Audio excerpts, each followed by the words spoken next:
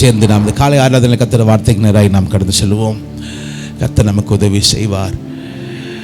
யோசுவா என் புத்தகத்தை நாம் கடந்த வாரத்திலிருந்து நாம் படித்து கொண்டு வருகிறோம். இந்த வாரத்தில் அதனுடைய 2வது பகுதியை நாம் படிக்க இருக்கிறோம். யோசுவாவின் புத்தகம் 1ஆம் அதிகாரம் முதல் 9 வசனங்கள் இன்று நாம் படிக்க போகிறோம். கர்த்தருடைய தாசனாகிய மோசே மரித்த பின்பு கர்த்தர் மோசேயின் ஊழியக்காரனான நூனின் குமாரன் யோசுவாவை நோக்கி, என் தாசனாகிய மோசே மரித்து போனான். இப்பொழுது நீயும் இந்த ஜனங்கள் எல்லாரும் எழுந்து இந்த யோர்தானை கடந்து இஸ்ரவேல் புத்திரருக்கு நான் கொடுக்கும் தேசத்துக்கு போங்கள். நான் மோசேக்கு சொன்னபடி உங்கள் காலடி மிதிக்கும் எவ்விடத்தையும் உங்களுக்கு கொடுத்தேன். வனாந்தரமும் இந்த லீபனோனும் தொடங்கி ஐபிராத்து நதியான பெரிய நதி மட்டும் உள்ள ஏத்தியரின் தேசம் அனைத்தும் சூரியன் அஸ்தமிக்கிற திசையான பெரிய சமுத்திரம் வரைக்கும் உங்கள் எல்லையாயிருக்கும். நீ உயிரோடு இருக்கும் நாளெல்லாம் ஒருவனும் உனக்கு முன்பாக எதிர்த்து நிற்பது இல்லை. நான் மோசையோடே இருந்தது போல உன்னோடும் இருப்பேன். நான் உன்னை விட்டு விலகுவதும் இல்லை, உன்னை கைவிடுவதும் இல்லை. பலங்கொண்டு திடமனதாயிரு. இந்த ஜனத்தின் பிதாக்களுக்கு நான் கொடுப்பேன் என்று ஆணையிட்ட தேசத்தை நீ இவர்களுக்கு பங்கிடுவாய். என் தாசனாகிய மோசே உனக்கு கற்பித்த நியாயப்பிரமாணத்தின் படியெல்லாம் செய்ய கவனமாயிருக்க மாத்திரம் மிகவும் பலங்கொண்டு திடமனதாயிரு. நீ போகும் இடமெல்லாம் புத்திமானாய் நடந்து கொள்ளும்படிக்கு அதை விட்டு வலது இடதுபுறம் விலகாதிருப்பாயாக. 8வது 9வது சேர்ந்து படிப்போம். இந்த நியாயப்பிரமாண புஸ்தகம் உன் வாயை விட்டு பிரியாதிருப்பதாக. இதில் எழுதியிருக்கிறவைகள் எல்லாம் நீ செய்ய கவனமாயிருக்கும்படி இரவும் பகலும் அதை தியானித்துக் கொண்டிருப்பாயாக. அப்பொழுது நீ உன் வழியை வாய்க்க பண்ணுவாய், அப்பொழுது புத்திமானாயும் நடந்து கொள்ளுவாய். நான் உனக்கு கட்டளையிட்டவள் இல்லையா? பலங்கொண்டு திடமனதாயிரு, திகையாதே, கலங்காதே.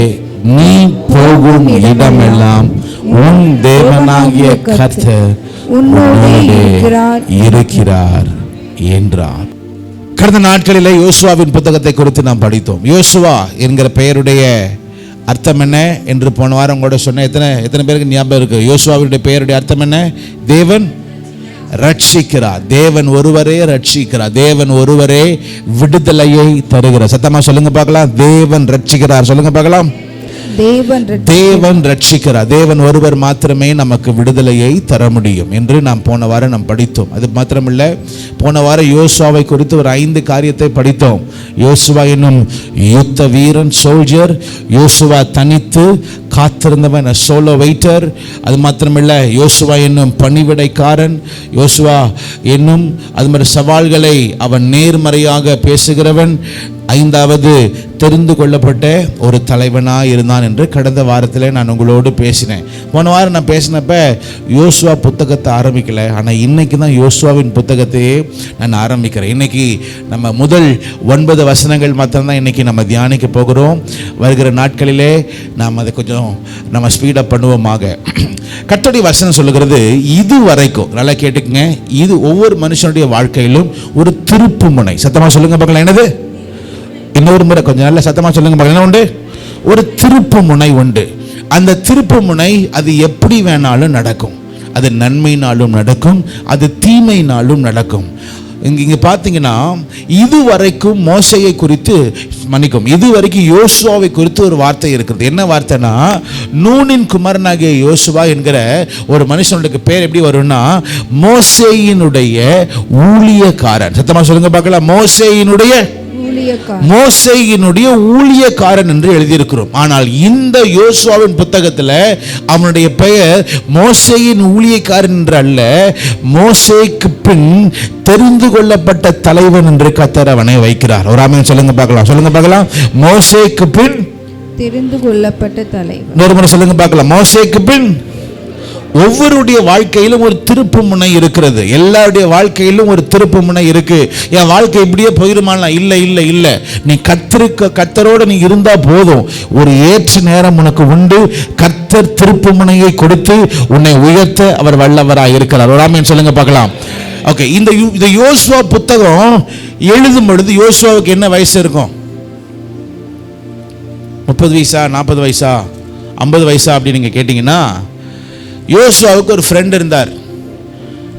பைபிளில் போட்டிருக்கு, 2 பேர் தான் வேவு பார்க்க போனாங்களாம். யார் இது?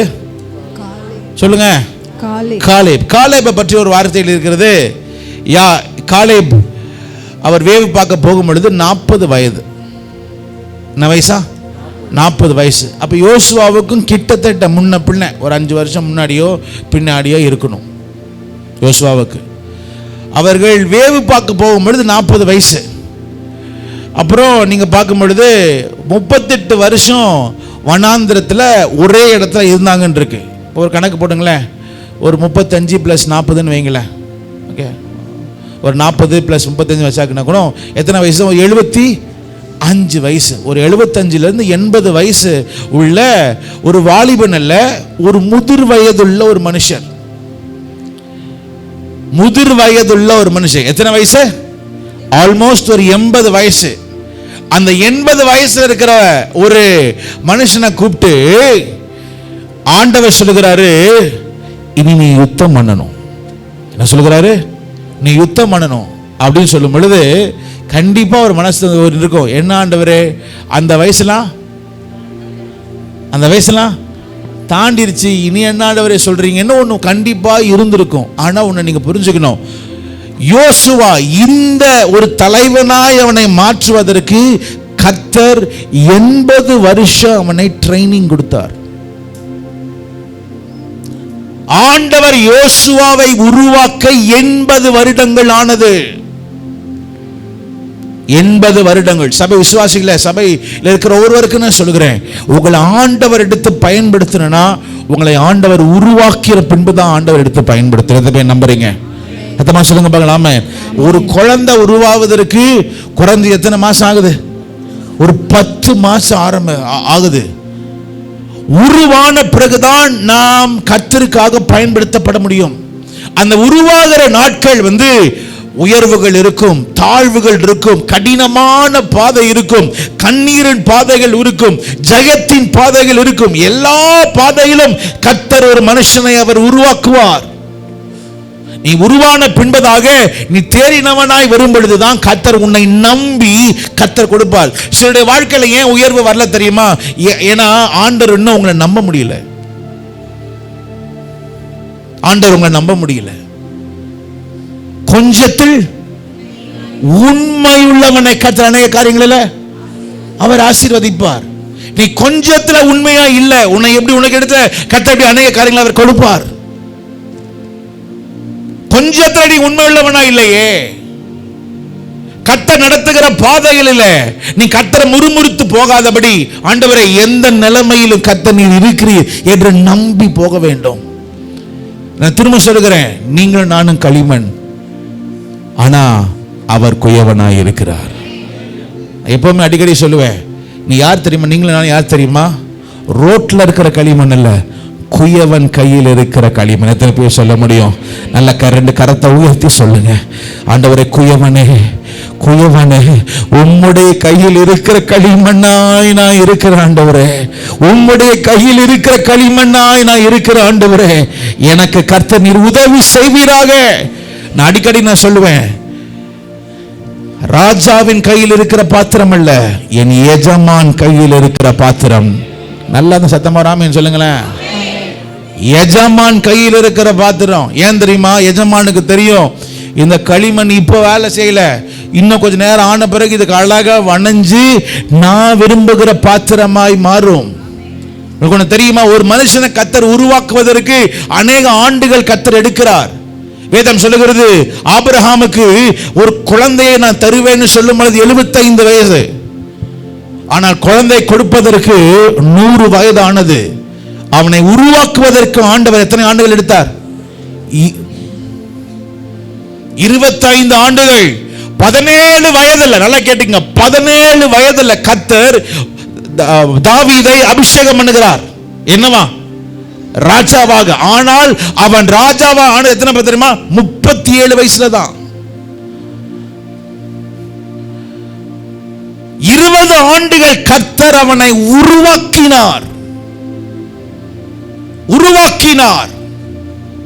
மோசே 120 ஆண்டுகள் வாழ்ந்தார். 80 வருஷம் வண்ணாந்தரத்திலையும் அது மாத்திரம் எகிப்திலையும் போட்டு அவனை உருவாக்கி இப்பொழுது 80வது வருஷத்துல சொல்லுகிறார், நீ இப்ப என் ஜனங்களை எடுத்துப்ப, நீ என் ஜனங்களை நடத்தணும். ஆண்டவரே, நடத்த வேண்டிய வயசெல்லாம் போயிடுச்சு. இல்ல இல்ல இல்ல, நான் திரும்ப சொல்லுகிறேன். யோசுவாவுக்கு கிட்டத்தட்ட 80 வயது. அவர் எத்தனை வருஷம் வாழ்ந்தார் தெரியுமா? 110 வருஷம் வாழ்ந்தார். இருக்கிற எல்லா தாய்மார்களுக்கும் தகப்பன்மார்களுக்கும் சொல்லுகிறேன், உன் காலம் முடிந்ததுன்னு உன் வாயில வரவே கூடாது. என் காலங்கள் அவர் கைகளில் இருக்கிறது. அத்தமா சொல்லுங்க பார்க்கலாம், என் காலங்கள் அவர் கைகளில் இருக்கிறது. திரும்ப திரும்ப நான் சொல்லுவேன், அடிக்கடி நான் சொல்லுவேன் உண்டு. என்ன தெரியுமா? அவருடைய பலத்த கரத்துக்குள் நீ அடங்கி இரு.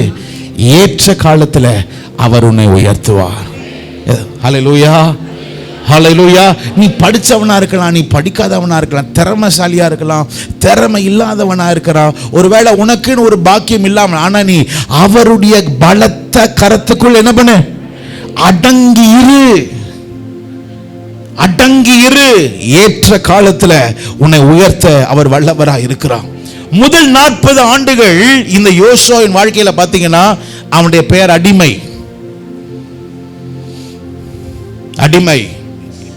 எந்த அடிமை?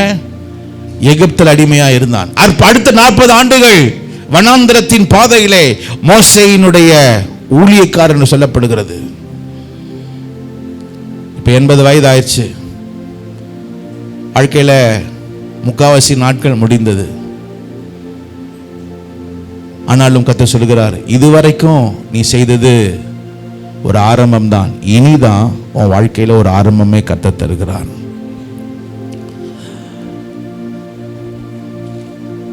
யோசுவாவின் புத்தகத்துல யார் முக்கியமான ஆளு?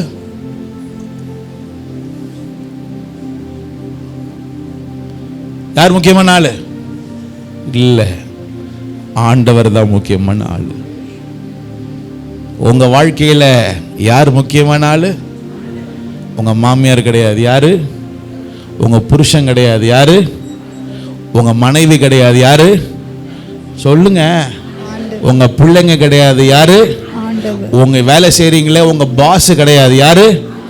உங்க ஆண்டவர். ஏன் தெரியுமா? உங்கள் காலங்களை தன்னுடைய கரத்தில் வைத்திருக்கிறார். ராஜாக்களை ஏற்படுத்துகிறவரும் அவர்தான், ராஜாக்களை தள்ளுகிறவரும் அவர்தான். ஆக இந்த யோசுவாவின் புத்தகமுடைய ஆரம்பம் ஒரு நல்ல ஆரம்பம் இல்லை, ஒரு சோகமான ஆரம்பம். எப்படி ஆரம்பிக்கிறது? படிங்க பார்க்கலாம். முதலாவது வசனத்தை படிக்கும்படி கேட்டுக்கொள்கிறேன். கர்த்தருடைய தாசனாகிய மோசே மரித்த பின்பு, மோசே சத்தமா சொல்லுங்க, மோசே மரித்த பின்பு, அவன் மரித்த பின்பு.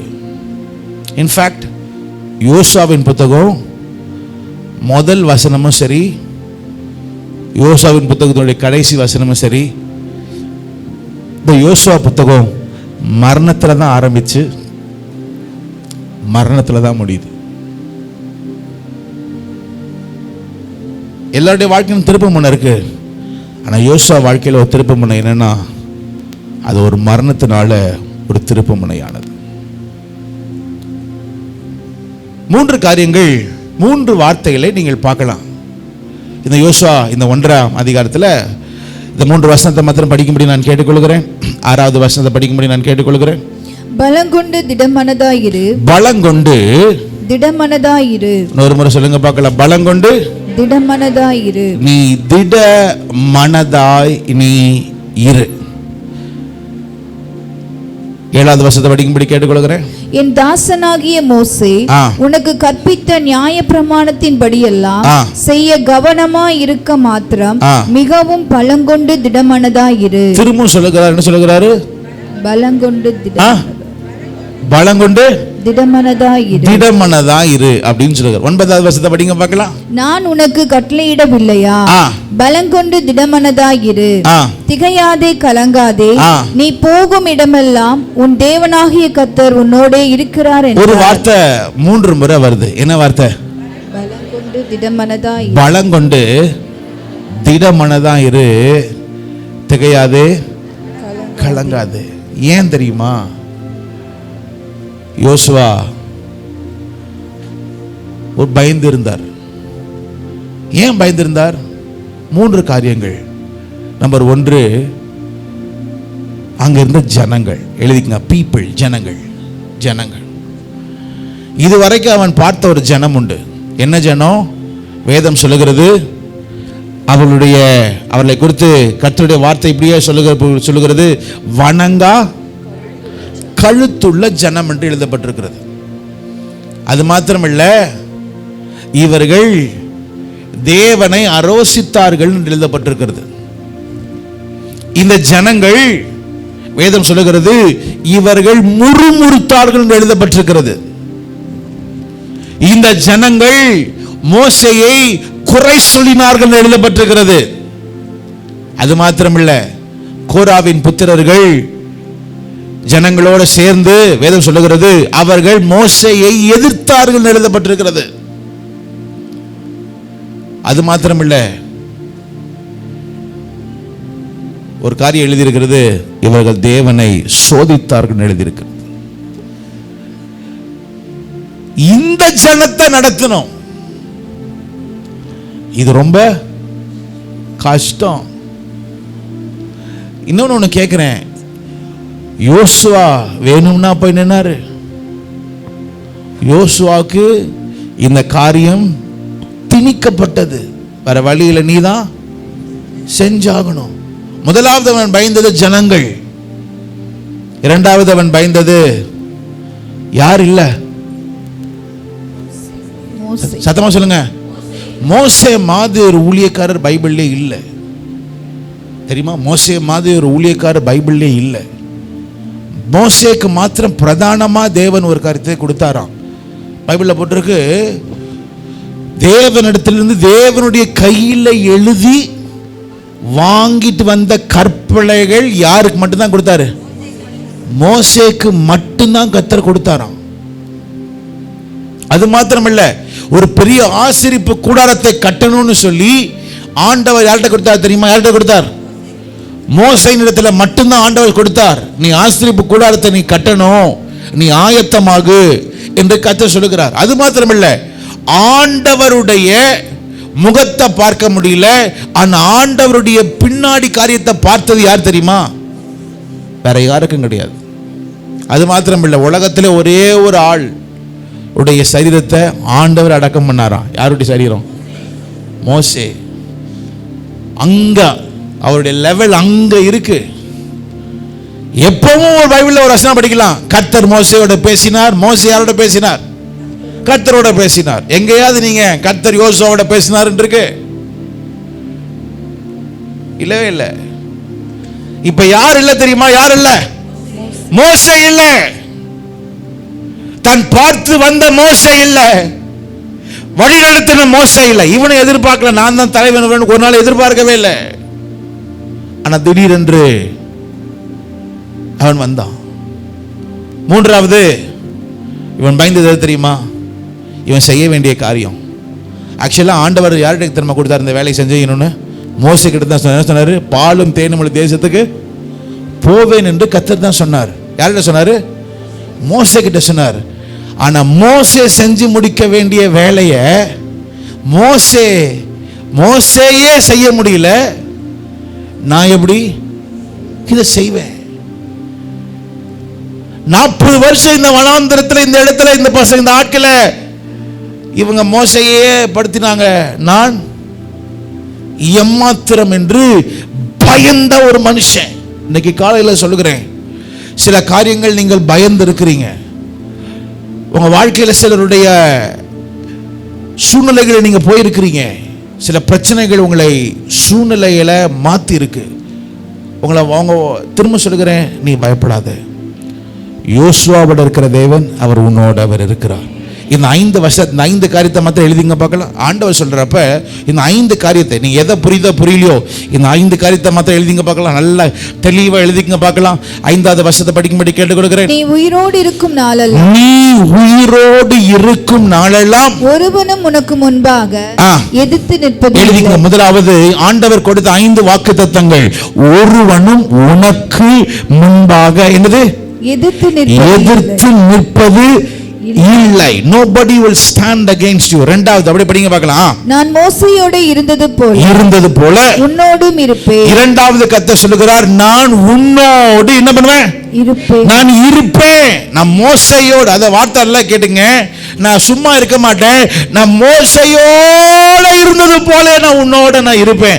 மூன்றாவது சொல்லுகிறார், அடுத்த வார்த்தை, நான் உன்னை விட்டு விலகுவதும் இல்லை. மூன்றாவது சொல்லுகிறார், நான் உன்னை விட்டு விலகுவது இல்லை. ஏன் அப்படி சொன்னாருன்னா, இந்த ஜனங்க விட்டுட்டு போயிடுவாங்க, நீ கவலைப்படாத.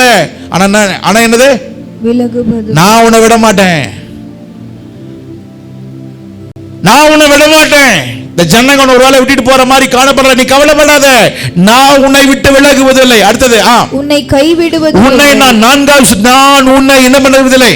கைவிடுவதில்லை. 8வது வசனம் படிக்கும்படி கேட்கிறேன். 8வது வசனம், இந்த நியாயப்பிரமாண புஸ்தகம் உன் வாயை விட்டு பிரியாதிருப்பதாக, இதில் எழுதியிருக்கிறவைகளின் படியெல்லாம் நீ செய்ய கவனமாய் இருக்கும்படி இரவும் பகலும் அதை தியானித்துக் கொண்டிருப்பாயாக.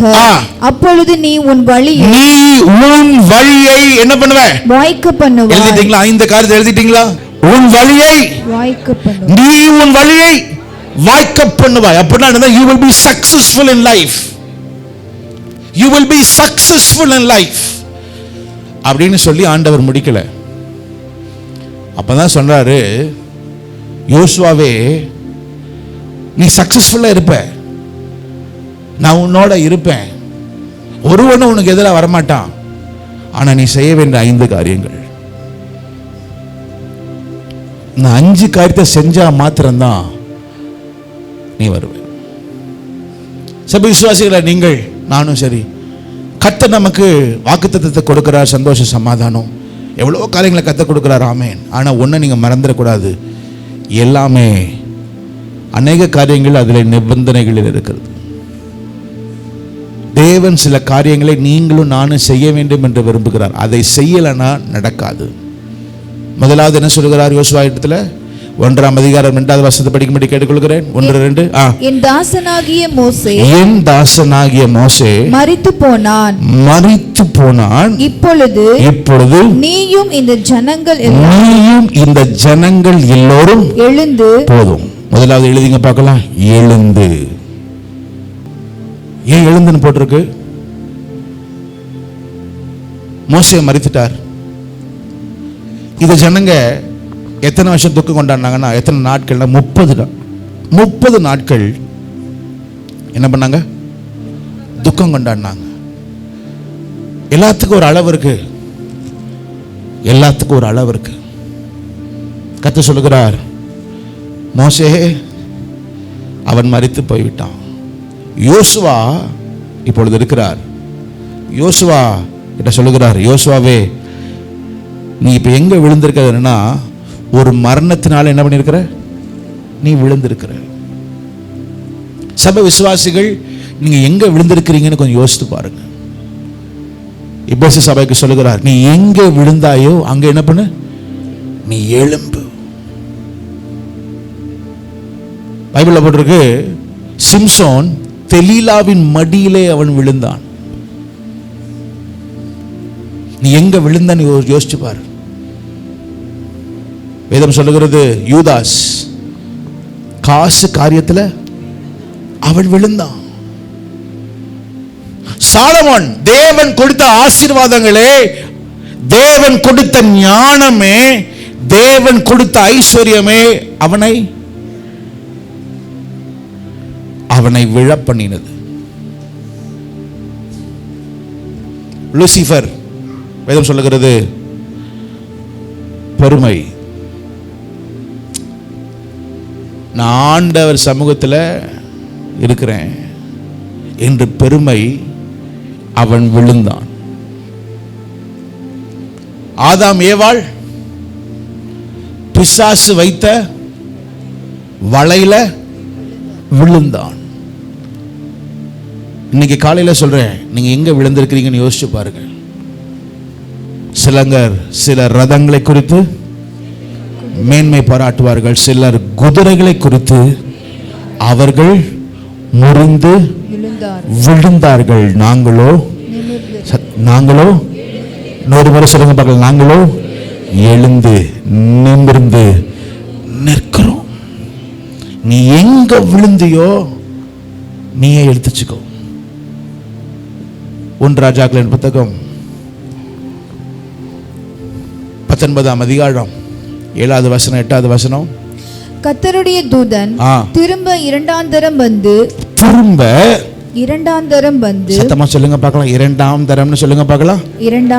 இரண்டாந்தரம் வந்து அவனை தட்டி எழுப்பி எழுந்திருந்து போஜனம் பண்ணு. ஏற்கனவே ஒரு முறை காத்து சொல்றார், எலியாவே நீ எந்திரி. பைபிள்ல போட்டிருக்கு, அவன் எந்திரிப்பான், எந்திரிச்சு சாப்பிட்டுட்டு திரும்ப அதே இடத்துல தூங்கிடுவான்.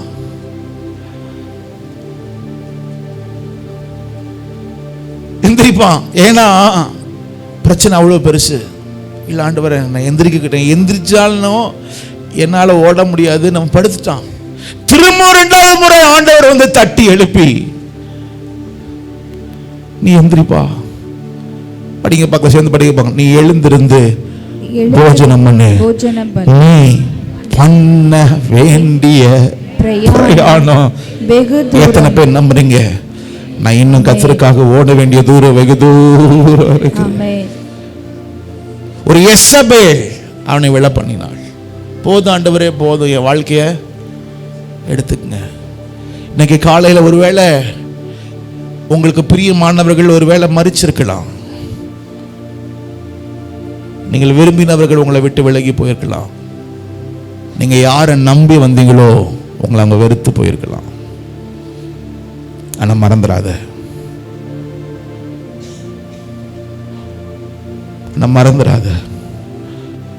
உன்னோட இருக்கிற ஆண்டவர் உன்னை விட்டு விலகுவதும் இல்லை, உன்னை கைவிடுவதும் இல்லை. நீ எங்க விழுந்தியோ அங்க என்ன பண்ண? இன்னொரு முறை சொல்லுங்க பார்க்கலாம், நீ எழும்பு.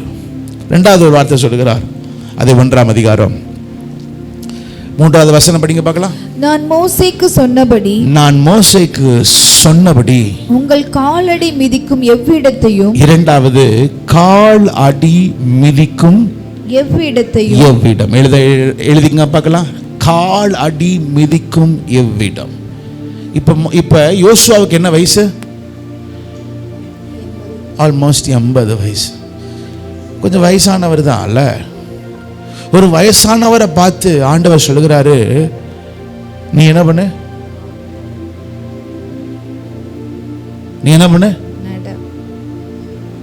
கால் மிதிச்சு நட.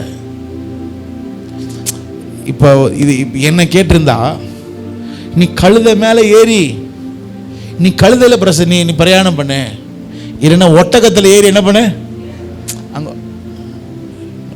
அங்க இருக்குல்ல, அவங்க ஒரு வார்த்தை இருக்குல்ல, என்னாகமத்தில் இருக்குல்ல, என்ன பீலையாம் என்ன இருந்துச்சாங்க இருக்கா இல்லையா? கழுதை ஆண்டு செய்திருக்காரா இல்லையா? அதே மாதிரி நான் சொல்லலாம்ல யார்கிட்ட? யோசுவாவே உனக்கு வயசாயிருச்சு, ஆனாலும் என்ன பண்ண, ஒரு கழுது மேலே உட்காந்துட்டு அந்த கழுது மேலேயே என்ன பண்ண சொல்லியிருக்கலாம்ல. ஆனால் ஆண்டு சொல்றாரு, இல்லை இல்லை இல்லை, உன்னுடைய கால் அடி மிதிக்கிற எவ்விடத்தையும். அப்படின்னு அர்த்தம் என்னன்னா, இன்னைக்கு காலையில சொல்லுகிறேன், திருமணமானவங்க அத்தனை பேருக்கும், குறிப்பாய் பேரம் பேத்தி உள்ளவங்க அத்தனை பேருக்கும் சொல்றேன், ஆண்டவர் உனக்கும் உன் சந்ததிக்கும் ஒரு பெரிய ஆசீர்வாதம் தரணும்னா நீ நடக்க ஆரம்பி. உன் பாதம் படணும், உன் பாதம் படணும், உன் கால் படணும், உன் பாதம் மிதிக்கிற. பைபிளில் தெரியல, சில காரியம் கிளீனா போட்டிருக்கு. மோசே கிட்ட சொல்றாரு, மோசே உன் காலில் இருக்கிற பாதரட்சி என்ன பண்ணு, காலுன்னு சொல்றாரு. அடுத்து என்ன சொல்றாரு அப்படின்னு சொல்றாரு. சிம்பிளா சொல்லுகிறேன், தேவன் உனக்கு ஒரு காரியத்தை கொடுக்கணும்னு விரும்புறாரு. அதற்கு நீ பிரயாசப்பட வேண்டியது உன்னுடைய கடமையா இருக்கிறது. ஸோ உட்காந்துக்கிட்டு வரட்டும் பார்த்துக்கலாம், கர்த்தர் தான் சொல்லிட்டாரு. இல்லை இல்லை, உன் பாதம். நான் நேற்று நைட்டு தான் யோசிச்சுட்டு இருந்தேன், ஒருவேளை ஆண்டவர் மோசே கிட்ட சொன்னார், மோசே நான் உனக்கு பாலும் தேனும் உள்ள தேசத்தை தருவேன்னு சொன்னார். ஆனால் அந்த பாலும் தேனும் உள்ள தேசத்தில் கால் மிதிச்சது யாருன்னா யாரு? ஒருவேளை அதனால தான் அவங்ககிட்ட கொடுத்தாரோ? நேற்று நைட்டு யோசிச்சேன், மோசே பண்ண வேண்டிய வேலை யார் செஞ்சாலாம்? ஒருவேளை அதனால தான் கொடுத்தாரோ? சில நேரம் நம்ம நினைக்கிறோம், சின்ன காரியம் பெரிய காரியம் எந்த காரியம் இருந்தாலும் சரி, கர்த்தர் ஒரு காரியம் சொல்லிட்டாரு, நீ அப்படியே என்ன பண்ணிரு, செஞ்சிரு. உனக்கு தெரியாது இது எப்ப எங்க எது எப்படியாக மாறும்னு தெரியாது. தேவன் ஒரு காரியத்தை சொன்னா அதை அப்படியே செஞ்சிரு. ஆனா உண்மையிலே நான் ஆண்டவருக்கு நான் ஸ்தோத்திரம் பண்ணுகிறேன். நமக்கு இருக்கிற ஆண்கள் ஐக்கியத்துக்காக, வாலிப தம்பிமார்களுக்காக உண்மையிலே ஸ்தோத்திரிக்கிறேன். கடந்த 3 மாதங்கள் இவர்கள் சபையில் இங்கிருந்து பிரயாணப்பட்டு ஈசிஆர்லையும் ஓஎம்ஆர்லையும் அநேக பகுதிகளில் நடந்து கர்த்தருக்காக அவர்கள் ஜெபம் நடந்தது எனக்கு தெரியும். நானும் நடந்தேன். இப்படிப்பட்ட ஒரு நல்ல ஒரு சபையை, நல்ல ஒரு ஆண்கள் ஐக்கியத்தை, நல்ல ஒரு வாலிப ஐக்கியத்தை கர்த்தர் கொடுத்ததற்காக நான் உண்மையிலே ஆண்டவரை நான் ஸ்தோத்திரிக்கிறேன். உன் கால் படுகிற இடம். இயேசு செய்த முதல் ஊழியம் என்ன ஊழியம்? மத்தேயு 4ஆம் அதிகாரம் 23வது வசனம். நேரம் இல்லை. மத்தேயு 4:23. பின்பு இயேசு கலிலேயா எங்கும் சுற்றி நடந்து சத்தமா சொல்லுங்க, சுற்றி நடந்து. அப்படின்னு அர்த்தம் என்ன? நடந்தார். ஒருவேளை ஆண்டவர் என்னையும் உங்களையும் பார்த்து, மகனே மகளே, நான் உன்னை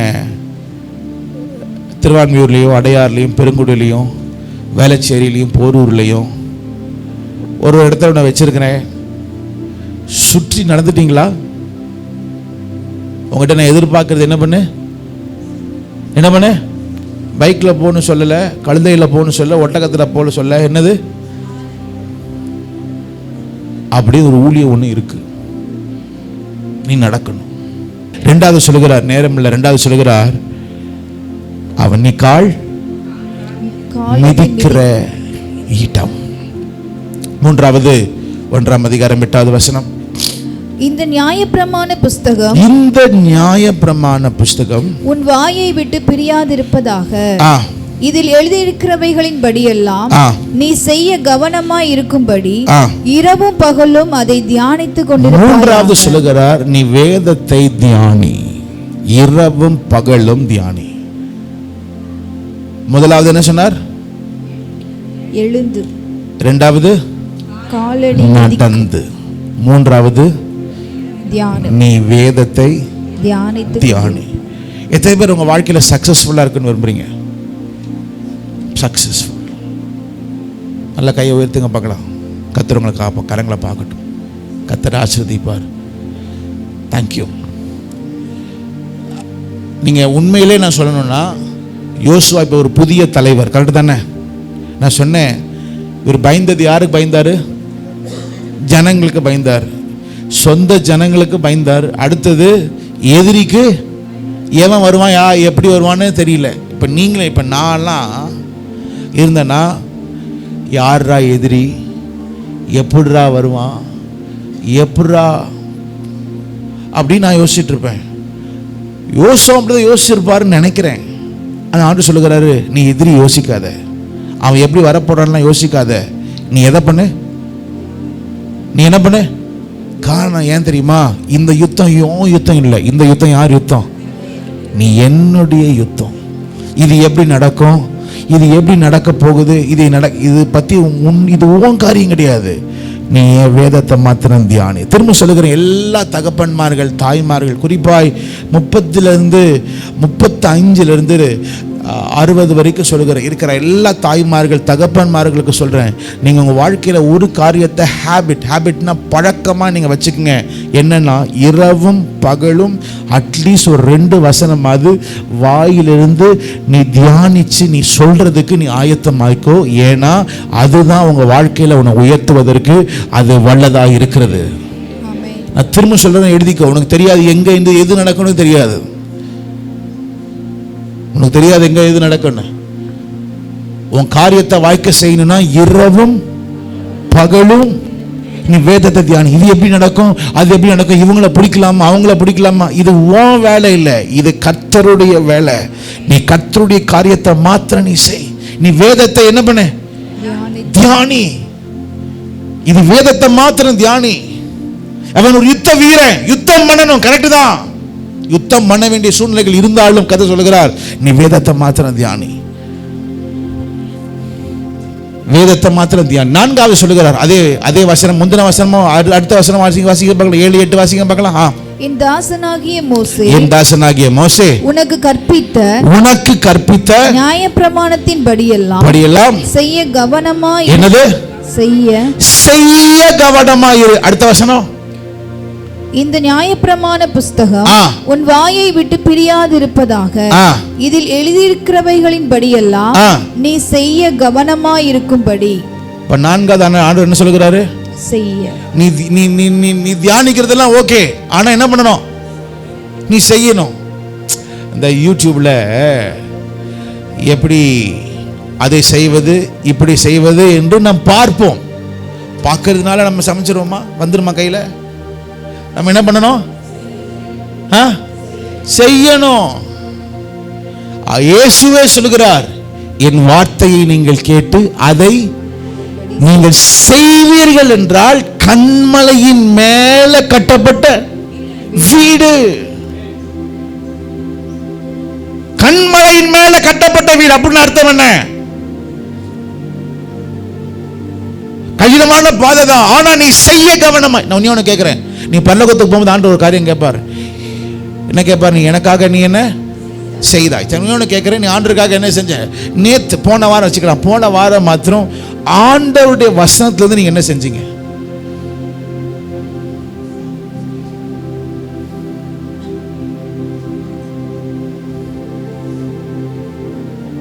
ஆண்டவருடைய வசனத்துல இருந்து நீங்க என்ன செஞ்சீங்க? பாஸ்டர், ஆண்டவர் சொன்னாரு உன் கால் உன் செப்பல் கட்டிட்டு நட சொன்னாரு. போன வாரம் செப்பல் கட்டி நடந்தீங்களா? போன வாரம் ஏழைகளுக்கு நீங்க கொடுத்தீங்களா? ஜெப வேலையாகிய சொல்லுங்க, ஜெப வேலையாகிய 9ஆம் மணி நேரம்னு இருக்கு. யார் வந்தா? பக்கத்தில் இருக்கிற ஆள் வந்தாங்கன்னு போல. யார் வந்தா? அவங்க வந்தாங்க. நீங்க சர்ச்சுக்கு வந்து ஜெபம் பண்ணீங்களா உங்க ஜெப நேரத்தில்? இல்ல, பவுலும் சீலாவும் ராத்திரியிலே எல்லாரும் தூங்கி கொண்டிருந்த நேரத்தில் கர்த்தரை நீங்க ராத்திரியில துதிச்சிங்களா? ஆண்டவரே, இன்னைக்கு 8ஆம் தேதி தானே, இன்னைக்கு காலையில் நான் படிச்சேன், அதிகாலையில் தேடுகிறவர் என்னை. இன்னைக்கு நீதிமொழிகள், இன்னைக்கு அதான் வசனம்.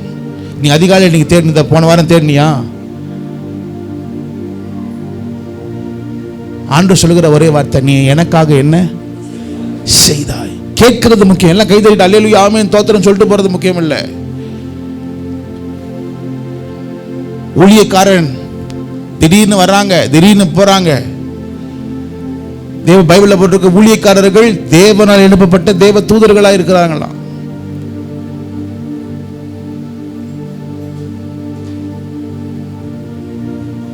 திரும்ப சொல்லுகிறேன், எந்த ஊழியக்காரை நீங்க பார்த்தாலும், எந்த ஊழியக்காரை நீங்க சந்திச்சாலும், ஒருவேளை உங்க வீட்டுக்கு வர்றாங்கன்னா அட்லீஸ்ட் ஒரு கிளாஸ் என்னது தண்ணியாவது கொடுத்து அனுப்பு. வெறுங்கையா விட்டுறாத.